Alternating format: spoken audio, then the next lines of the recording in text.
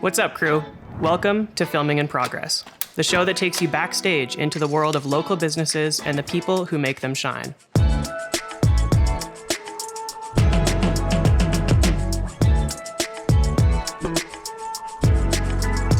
Our guest today is Ronnie Olstad, a small business owner and partner at 98 Food Co., taking pride in bringing local flavors to the forefront through franchises like Chachi's, DeVille, and Analog Coffee. Beyond his entrepreneurial spirit, Ronnie is a loving husband and father and the co-founder of the Love for Lewiston Foundation, dedicated to raising funds to support the SMA community. Right on, man. Well, thanks so much. I'm excited to have this conversation. Thank you for having me. Where are we?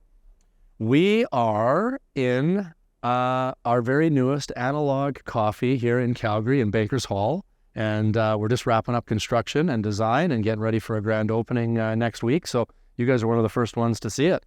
Awesome. Excited to be here. It's really cool to see a store kind of in the making. Mm-hmm. Take me back. Give me a little bit of a history on who you are, kind of how your come up and how you found yourself in your position that you're in today. Yeah, it's not that glamorous.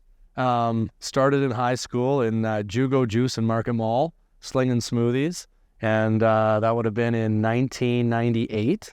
And I was with Jugo through high school. And then after high school, kind of branched off, worked at Joey's Restaurants for a couple of years. And Jugo brought me back as kind of a corporate trainer. So I started working at their head office in Calgary. And long story short, stayed there for about 10 years. The two gentlemen that started Jugo, they sold it. And I actually ended up staying on a little bit after that with the new company that bought Jugo. But then eventually partnered back up with the two guys that started Jugo, and here we are today. So really just grinding it out, and it's really all that I've known. Always in the food and bev industry? Was that by default, or was that kind of by choice? It's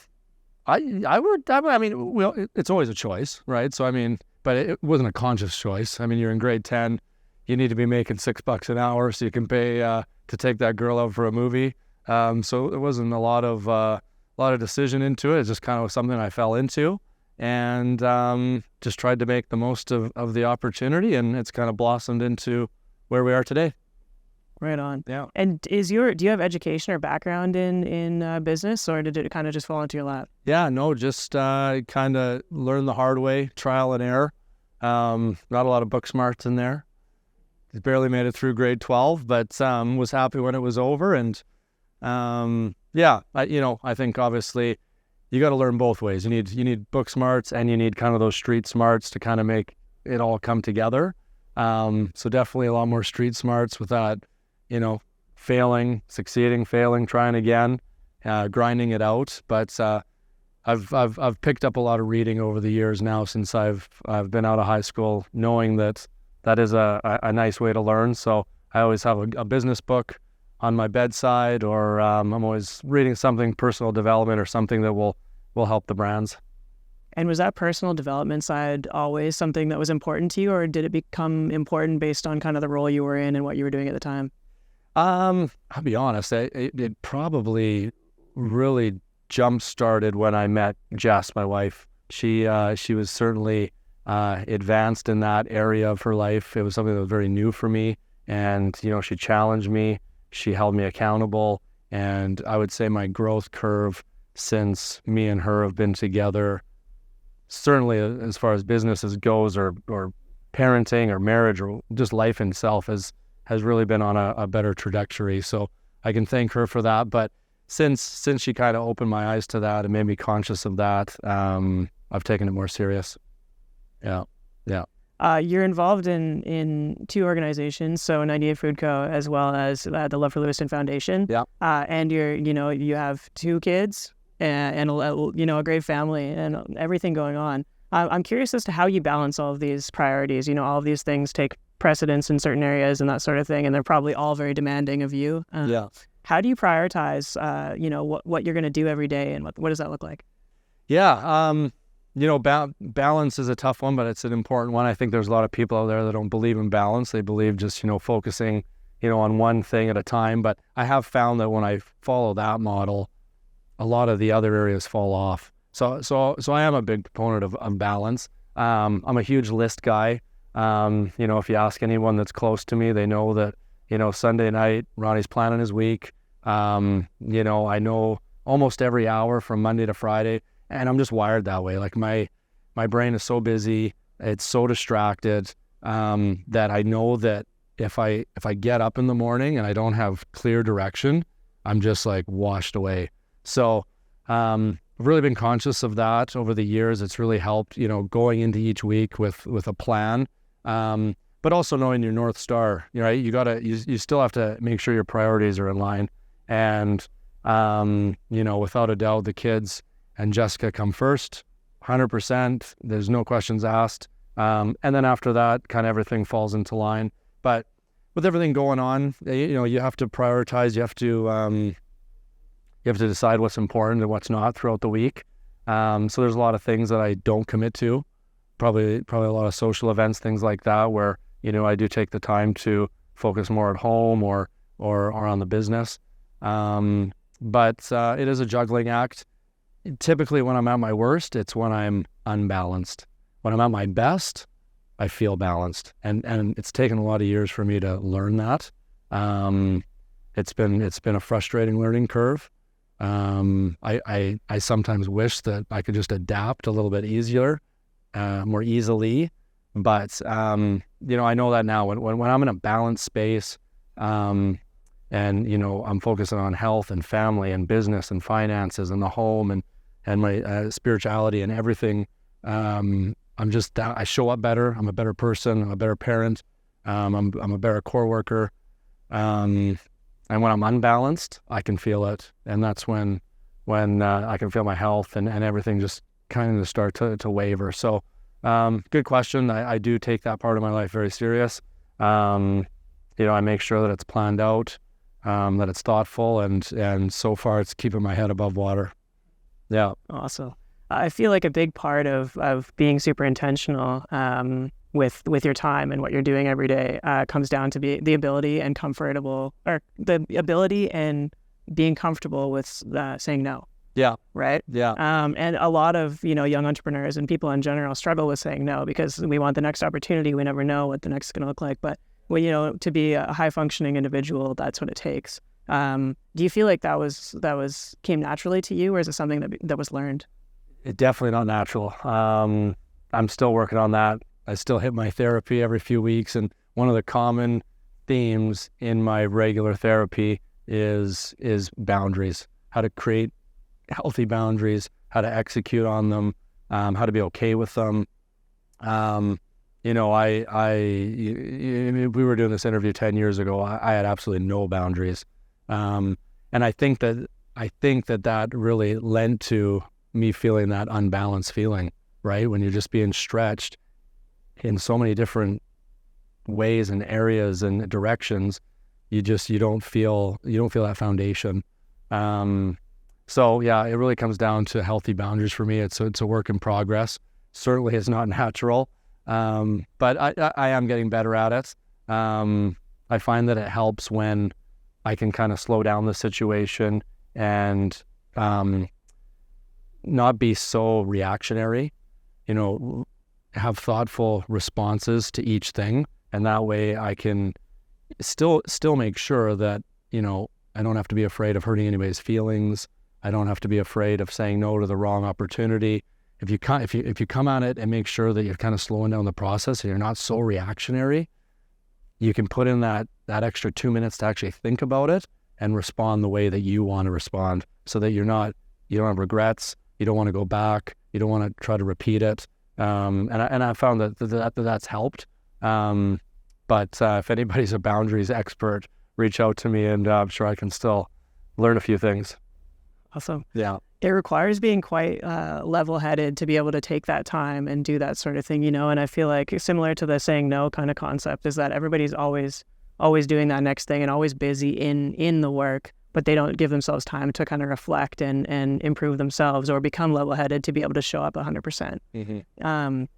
I'm curious as to, specifically on the business side, the two organizations, what does your time split look like, and what are your, I suppose, what are your roles and responsibilities in both? In both, yeah. So The time split's for sure probably like a 95-5. My wife Jessica obviously has managed the foundation. She created it. She's been more in the day-to-day than I have been.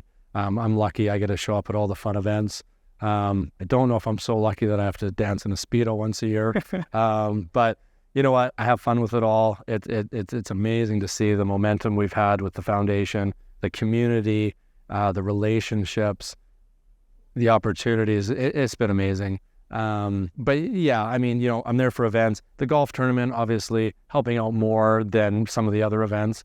But in the grand scheme of things, I would say 95% of my time feeds into 98 Food Co. My role there is essentially to manage the departments, manage the teams. So overseeing operations, marketing, social media, finances. The one thing I love about my work is I get to wear so many hats.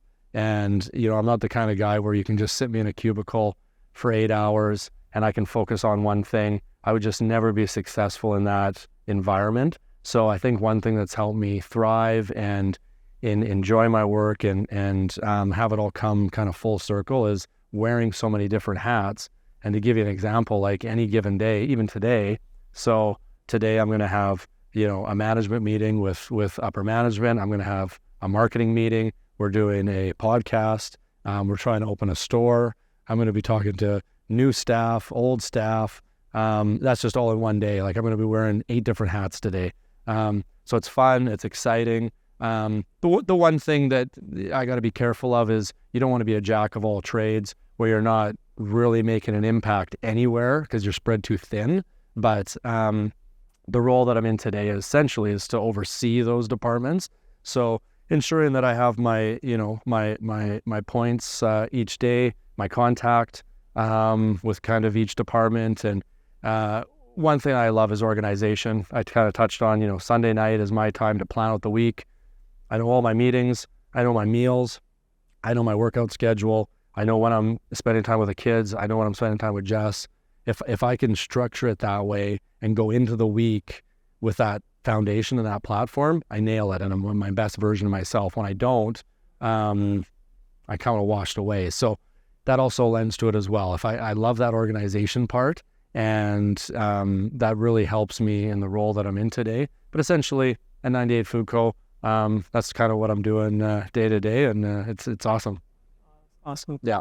You, we touched on it a little bit in multiple facets already, but the idea of mental health is so important, and that goes into obviously your bodily health. So making sure you're working out and that sort of thing. Also, your Sunday nights practice and that sort of thing too. Yeah. How important is mental health? It's obviously an increasingly talked about subject, especially in men and in CEOs and ownership level. Yeah. How important is that, and how do you make sure that you're showing up, to the best of your ability every day in that regard? Yeah, it's very important. It's obviously, our generation obviously finally getting some awareness.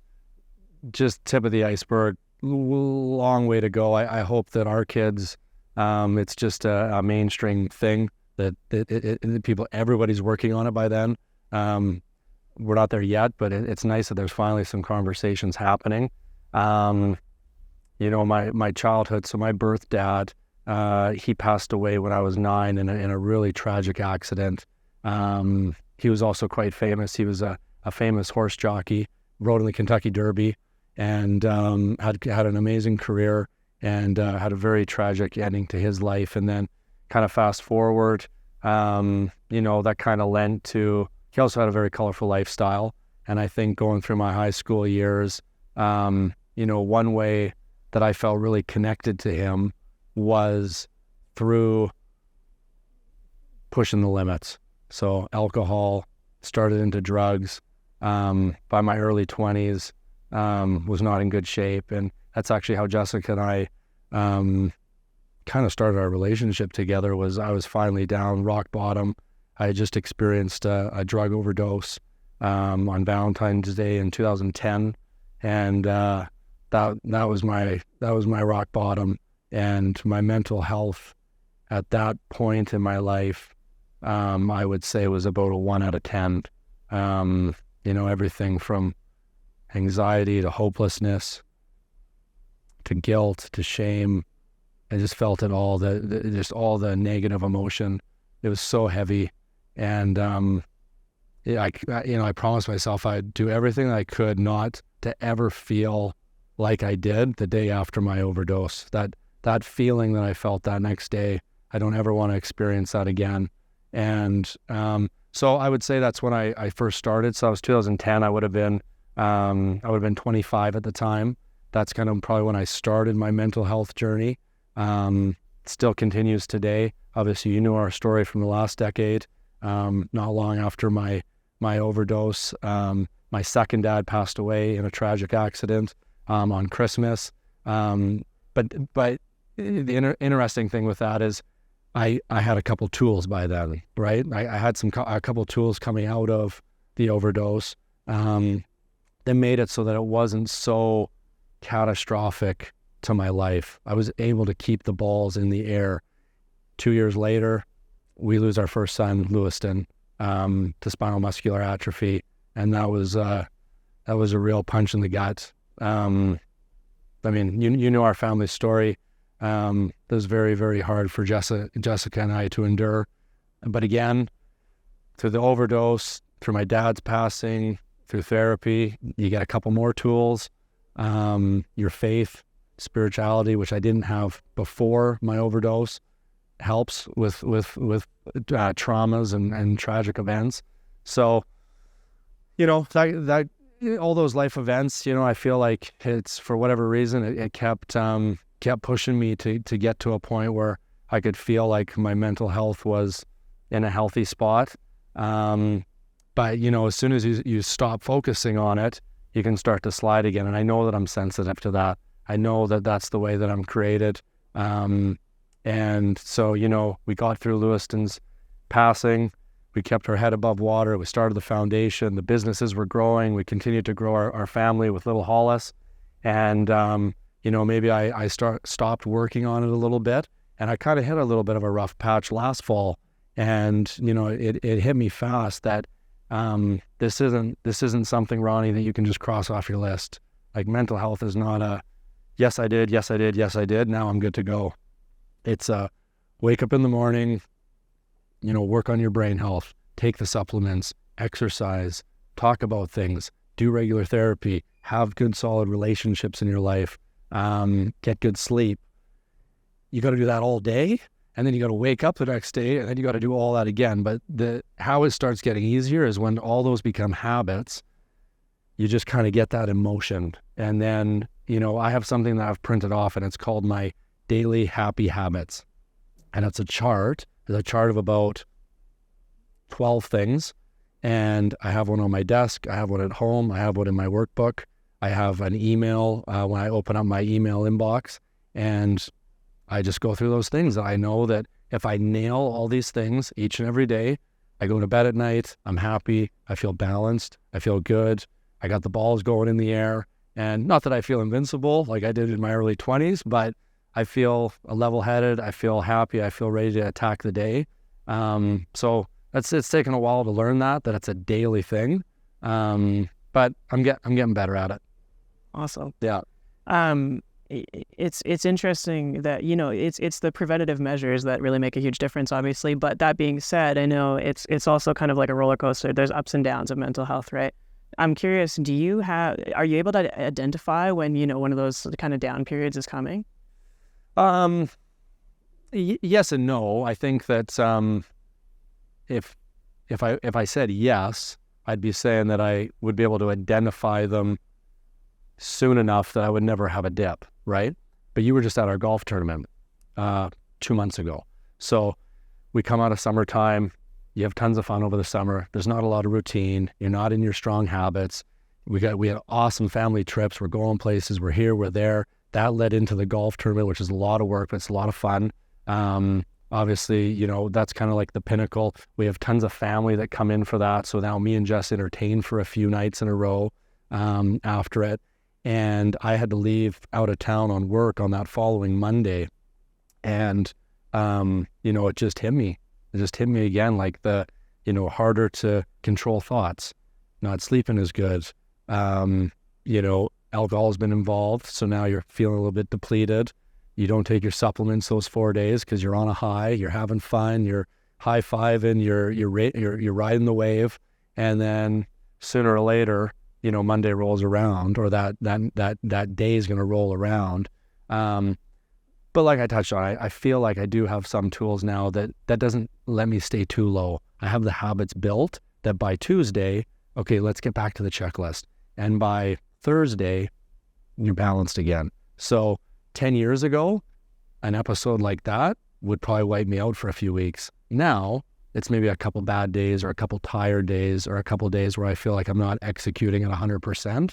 But then you can spin back out of it. So, yeah, I can feel it when it's coming. That kind of ties back to boundaries, right? You want to be on top of the world. I love that feeling. That's me and Jess's personalities. But I also need to know that I can't run at that pace, especially trying to keep up with her, because she just never seems to have the dips that I do. She for whatever reason, she's just wired different. And I know that I'm wired differently than her. So when those kind of, life episodes come up, got to put boundaries in place, got to maybe don't go straight right to the mountaintop, maybe just hang around this second highest cliff. And then that way you don't fall right off. Right. So I'm still learning that. I'm navigating that. That's hard for me to do because of my personality. I like to be all in. I think you guys know. But I know that sometimes I got to pull back on the reins a little bit and just make sure I kind of ride it out smooth. Awesome. Yeah. You mentioned in there relationships is obviously super crucial all the time. Doesn't matter when it is. And obviously, Jess and yourself obviously have an incredible relationship. But I'm curious also as to during these hardships and just in life in general, do you have any you would consider mentors, for lack of a better term, or anything like that? Other people in your life that are just kind of those rocks for you when you need them? Yeah, I would say my one rock is probably Jess's dad, Jim. His demeanor is like a solid rock. And I know that Jess has leaned on him a lot in her life as well. And there's just something calming about him that when the storms of life are happening, if you have a 15-minute phone call with Jim, it's like you can drop your shoulders again. It's like he just knows how to balance you out. Whether he's doing it consciously or not, I'm not sure. But he's kind of that spitting image of just that, consistent, show up, reliable, constant figure in my life. And with me losing two dads, every boy wants to be like their dad, right? Every boy wants to reach out and wants their dad to be their hero. So Jim's definitely taken that place for me. I would say that he's probably one of the guys that kind of even me out pretty fast. But that's a good question. As far as business goes, I mean, obviously my two partners, I've worked with them a long time. They're not that much older than me. But obviously I've had a lot of life experiences and have, gone through a lot of the same things that I have. So, there's that mentorship but yeah, in the grand scheme of things, I think that's probably something I still crave. I probably still crave, that life coach or that one mentor that you maybe meet with, bi-weekly or once a month. That's something that I'm on the lookout for. I've tried a few different things in the past. I've tried different groups, things like Leader Impact, Core Path, some business groups, but that also kind of have a faith component to it. But it's more like a group setting.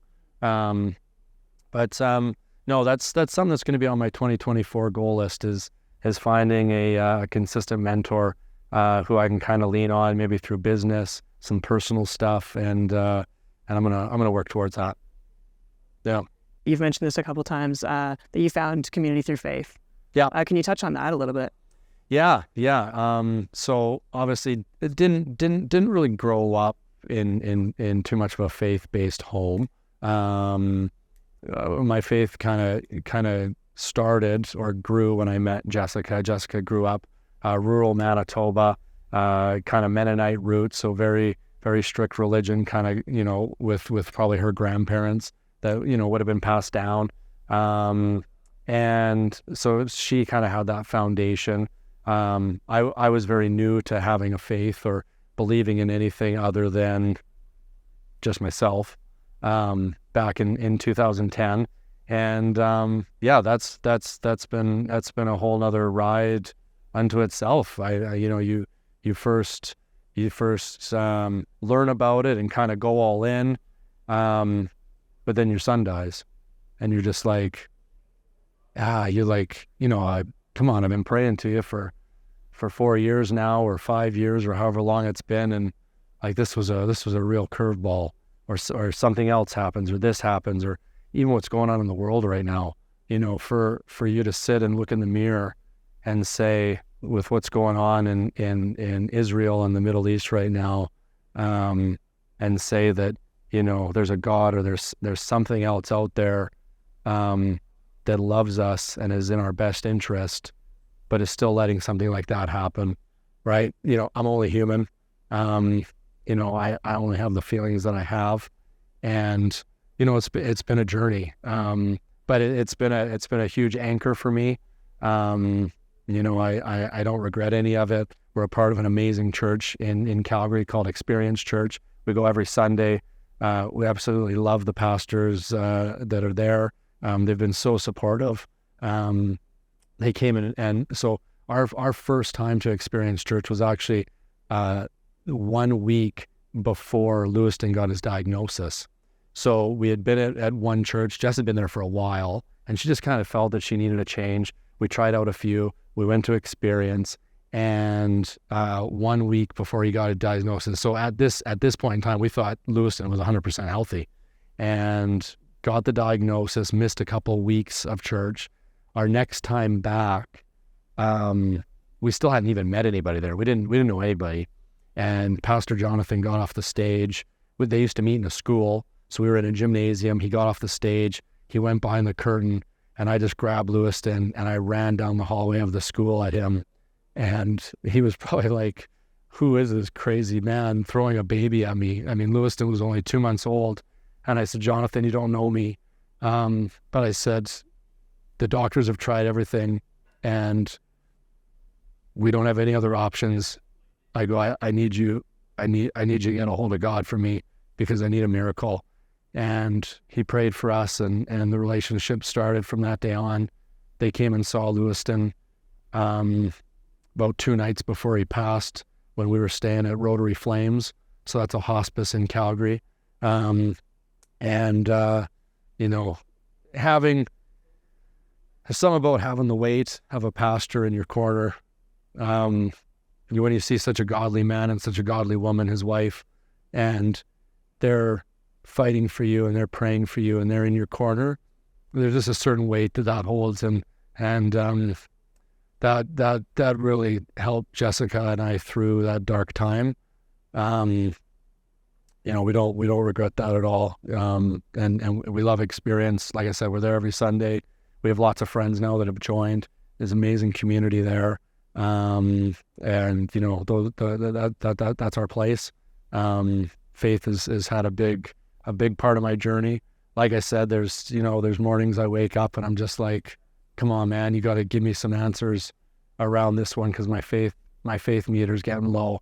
But then there's other times I'm on top of the mountain and my faith is full, and I feel like no matter what comes around that corner, I can take it on, I can handle it. So it's an interesting thing. It's a very personalized thing. I think people, they struggle it. They also thrive through it all through their life. Those type of life questions, and it's been a big part of our journey. There's no doubt about it. Yeah, it sounds. I mean, that's a perfect testament to the right community. That story that you shared, right? It's incredible. Yeah. You're involved. Sorry, you mentioned that you're only about 5% involved in the day-to-day of Love for Your Lewiston, but I'm curious because you're it's a foundation, but the organization is with your wife. And I imagine, I'm always curious as to the relationship when it's a home dynamic and then it's a work dynamic, and when you shut on, when you shut off. How do you guys manage that? I don't know if manage is the right word. No, it's good. I mean, you know, I think we both know our strengths. We both know our weaknesses. We both know when we need to show up and when we don't have the capacity to. Jessica has talents and strengths that I don't have. There's just things that she just does so naturally and so amazing when it comes to having people rally around her, when it comes to getting people on board, when it comes to networking, when it comes to how to close the gap on a goal. She's also amazing at when she has a goal, she sees what it is, where she is. She has the tool book on how to close that gap and how to get there. She has an amazing vision. And, you know, a lot of those things I just mentioned, I know that I just necessarily don't, I'm just not as strong in those areas as she is. So, but one thing I can do is I can make an amazing dinner, and I can do dishes, and I can read bedtime stories, and I can vacuum, I can get the lines in the carpet, and I can light candles. So, you know, if I get home and she's like, Ronnie, I got to put like 3-4 hours into the foundation tonight, you know, I know that that's a cue for, okay, like my household tonight, I'm ready to go. It helps when I know what I'm walking into. So where me and Jessica really struggled for a few years was after Lewis had passed, and she kind of had the vision of a foundation, but it wasn't on paper. I felt like a lot of times I was walking into scenarios and I always felt caught off guard. And when I felt caught off guard, I felt vulnerable and I felt unbalanced. And we know what happens when I'm unbalanced. I'm not my best. I can't show up. So for those first couple years, I'd get home from work at 5:30 and there'd be a family room full of women like brainstorming on a chalkboard. And I'm walking into that, and Swayze's sitting there, and I don't know what's for dinner, and I don't know what's going on, and it's just chaos. Jess thrives off that. So it's taken me some time to learn that she thrives off that. It's taken her some time to learn that if we have good communication and we allow Ronnie to be somewhat like expecting what's around the corner, being prepared for it, that we just work better together. So now we've kind of implemented that on Sundays. It's like, you know, this is what Jess is working on this week. This is what Ronnie's working on this week. And let's try not to get Ronnie blindsided too much, because if Ronnie knows what he's walking into, Ronnie can show up better. And we can work better together. But back to your question, how do you manage through that? I mean, both having small businesses. Jess has her own like 3 or 4 small businesses, and she's got the foundation. And then, you know, I'm working with 98 Food Co. You know, we just have to be conscious of ensuring that communication is flowing. We have to make sure that communication is strong, that we're both being vulnerable with each other. And again, trying to put those boundaries in place to say, I know you really wanted to do this thing Tuesday night. I'm burnt out. Is there any way you can reschedule it for Friday night or another night during the week? But yeah, I mean, you know, as far as the foundation goes, you know, in that time split, I know where I can show up in other ways. You know, I have a truck. I can deliver things. I can pick things up from storage. I can set things up. I can take care of the family. I can do all those other little things. Other roles that I play with the foundation is I collect all of the applications every quarter. So how we do our funding, because there's so many requests and they're also unique, is we collect all of the applications for a quarter. I gather them all, and what I'll do is I'll phone all the applicants, make sure that I totally understand their ask, and then I'll put together a review for the board so that when it comes to the end of the quarter, when it's time to approve funding, it's a little bit more streamlined and a little bit more efficient. Because you can imagine, in the early days, we didn't know what we were doing. So we would sit down at the end of a quarter, and there'd be a stack of applications, and we would go through each one as a whole team. The meeting would take 5 hours, and we wouldn't even decide some nights. And it was just like banging your head against the wall. So now I've tried to streamline that.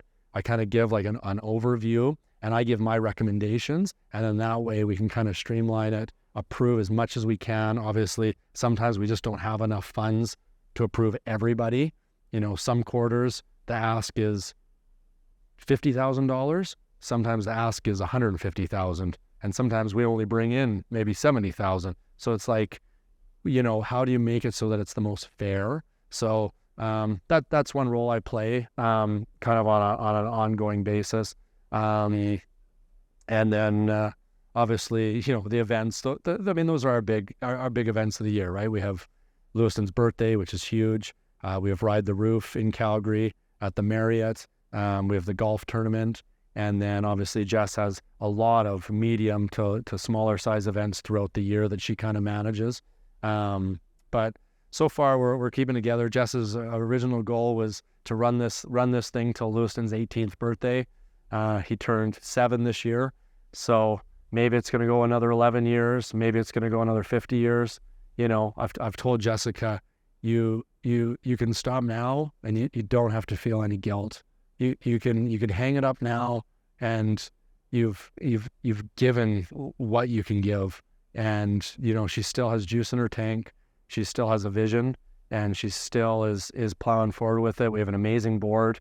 I feel like Jess and I, we both know we have weaknesses, so we've really tried to put people on the board that have strengths that we don't. So very strong accounting, strong leadership, strong marketing. Some of these other aspects that Jess and I, we might just don't have the capacity for, and we don't have the expertise for. So we have an amazing board, and I feel like there's people in place that have really made the foundation blossom and continue rolling the way it is. I remember mentioning to somebody this year at the birthday, I was like, I looked around, I'm like, I cannot believe people are still coming to these.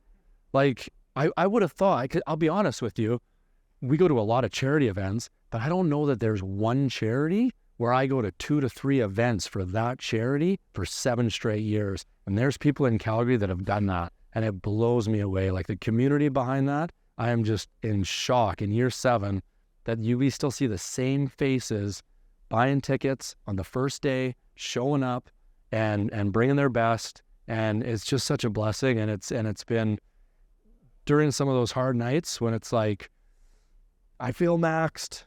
If you can picture them, it just lights your fire back up and you're ready to go for another round. Yeah. It's fascinating because, you have probably more than a full-time job, doing the 98 Food Co side of things, but then you get home and then you continue on for the organization, for the foundation.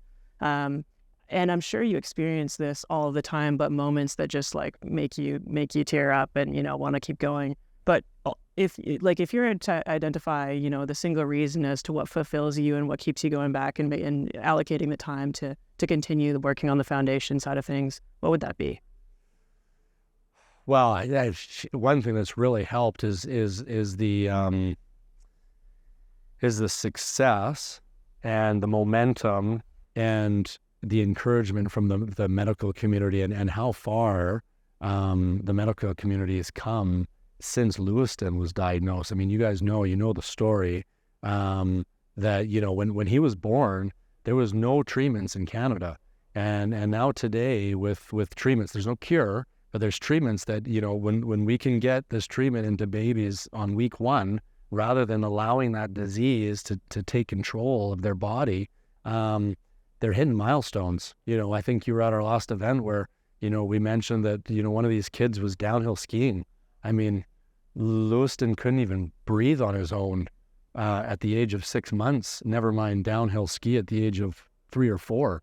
So that's huge, right? Like if we hadn't been seeing any results, I could see us getting frustrated.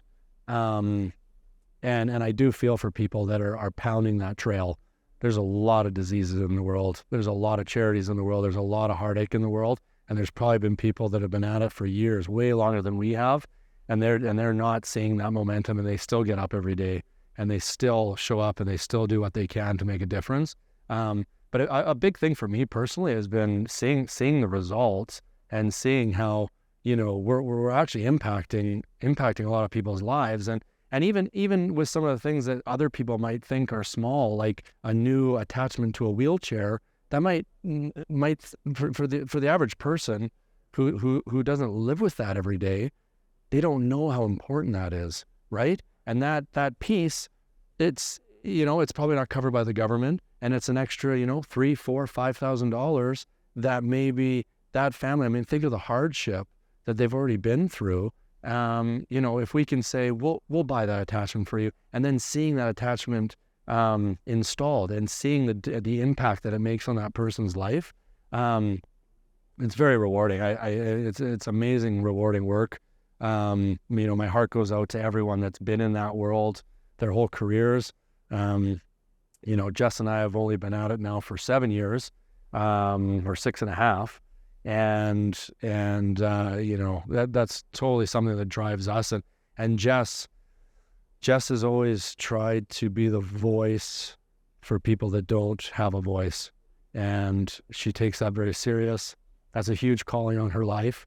And I think through Love for Lewiston, she's really found her calling, and she's really been able to show up for people that need a little bit of help to be able to show up for themselves. And she's been a catalyst of that. So seeing the results, seeing the community, being on that mountaintop, like I said, at the golf tournament, at the birthday, holding a cake in my Speedo while people are screaming, like, what more would you want? I mean, it's an amazing feeling. There's no high. Trust me, I've tried all the other highs. There's no high like that. Coming down from that is just amazing. And that's certainly has fueled us. Yeah. Throughout all these different things that you do, success is a moving target, right? It changes every day, every week, whatever your goals are at the time. Do you have, I'm sure you have many, but can you identify kind of that North Star? What does success look like to you?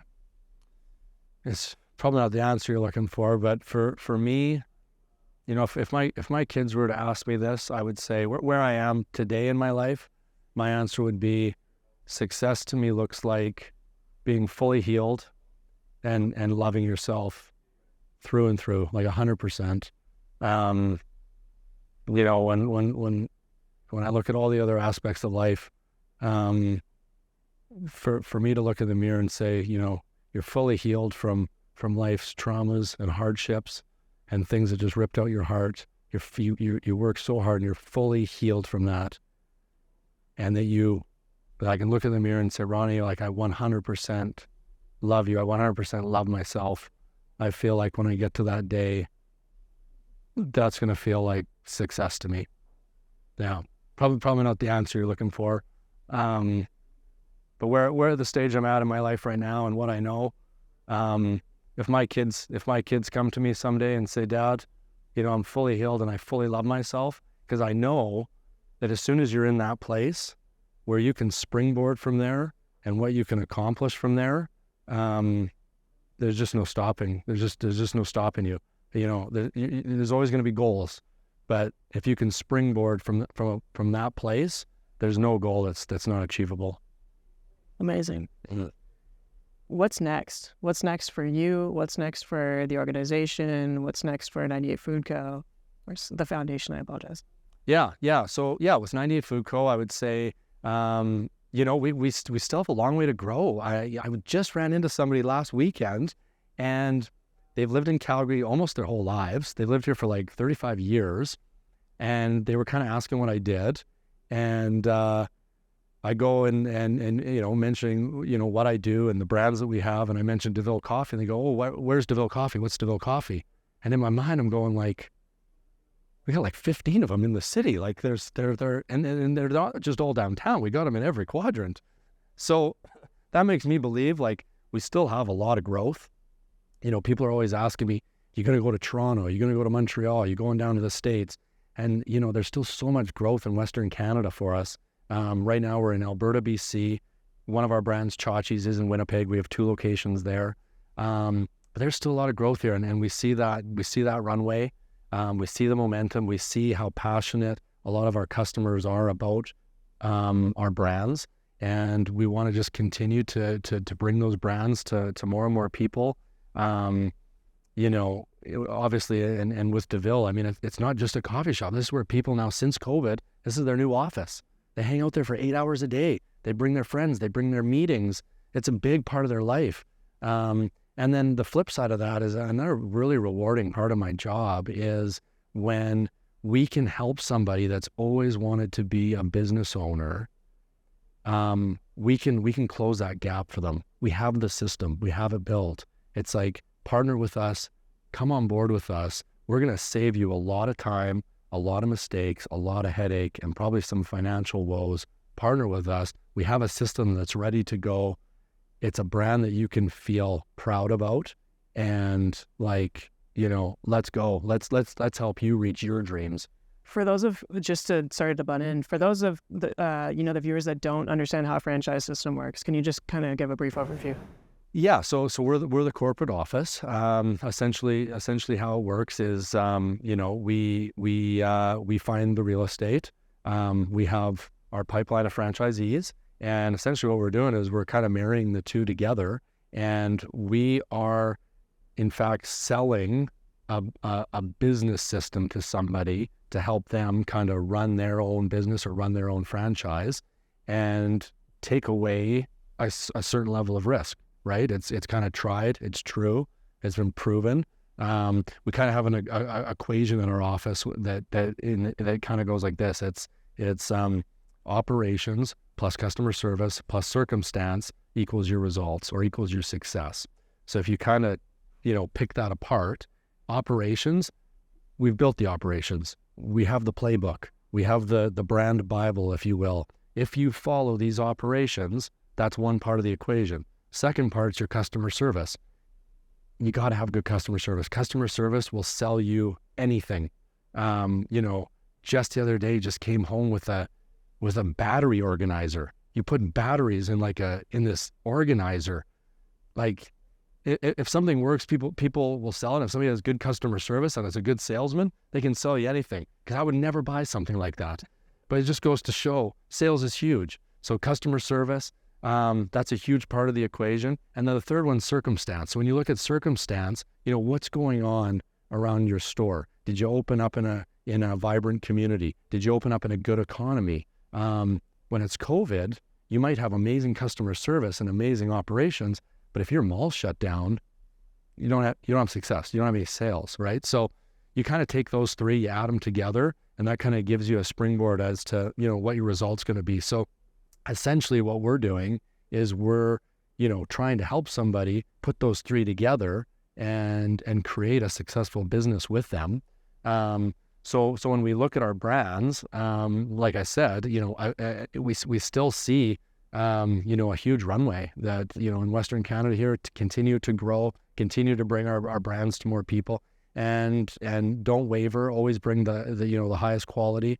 I think most people that have been to some of our brands, they know that, they're not the cheapest. We're not the cheapest option in a food court. We're not the cheapest cafe, but what we really try to pride ourselves on is that highest quality. And that's kind of always been our anchor at the office is, only do it if it's the best quality, best foot forward that we can bring through the product. And that's what we've tried to accomplish. So 98 Food Co. wise, I think there's still a lot of room to grow. Amazing momentum since COVID's been done now. Obviously, especially in Calgary, Vancouver, the economies are starting to bustle. I know there's, word of recession around the corner, but, with every recession, there's opportunity. And even through COVID, there was a lot of opportunity if you sat back and actually looked for it. There was amazing real estate that was available. There was lower lease rates. We acquired a new brand that we probably wouldn't have been able to acquire if it wasn't during COVID. So no matter what economy or situation you're in, there's always opportunity. You just got to have a positive mindset, and you got to wake up every morning and go, we're going to make the best of today. So that's the 98 Food Co. side. Love for Lewiston side. Like I said, Jess's goal originally was go till that 18th birthday. So we still got a long way to go. I think the place that we're in right now, as far as the size that we are, we're content with. For those first few years, we weren't raising enough. We wanted to raise more. We wanted to raise more. Now we've kind of got to a place of, raising 500 to 600,000 a year. We think that that's our sweet spot. Call it a boutique, charity, if you will. But we know that if we can consistently raise that amount of money, we should be able to fund 90% of the applications and needs that are coming in. So where we're at with that, I think we're in a good place. And, for me personally, continuing to work on my professional development, continuing to parent and coach my kids, and continue to build a strong relationship with Jess. I know that that's the relationship that I'm going to be in the longest. So, they always say, water where you want the grass to be the greenest. Don't spread yourself too thin. Focus on those things that matter most to you. Prioritize, and it's all in the mundane, small steps every day. We always want that big, catastrophic leap that launches our careers or launches our life or launches our health. But it's so scientifically proven that the small decisions every single day, even though they might seem boring, even though they might seem small, just make more right decisions per day than wrong decisions, and you're going to continue on the path that you want to be on, and you're going to get there eventually. And so that's what I'm believing in and having faith in, and so far it's going good. Right on. Yeah, we were talking a little bit off camera now before we started about not intentionality, but instant gratification. Mm-hmm. And I think you're absolutely right. And it goes back to everything that you do that you mentioned throughout our time together today, which is, the list making on Sunday evenings, or the intentionality with your time and saying no to things. Yeah. Is it easy to do? Yeah. But it's also hard to do, right? It's easy not to do, right? Like Sunday night, you've just had a weekend. You might want to throw on Sunday Night Football, or you want to watch your Netflix show, or you want to do this or that. Like it's really easy to plan out your week. But it's also really easy not to do it. You can easily just say, I'll do it next Sunday, or I'll start the next week, or I'm going to start next month.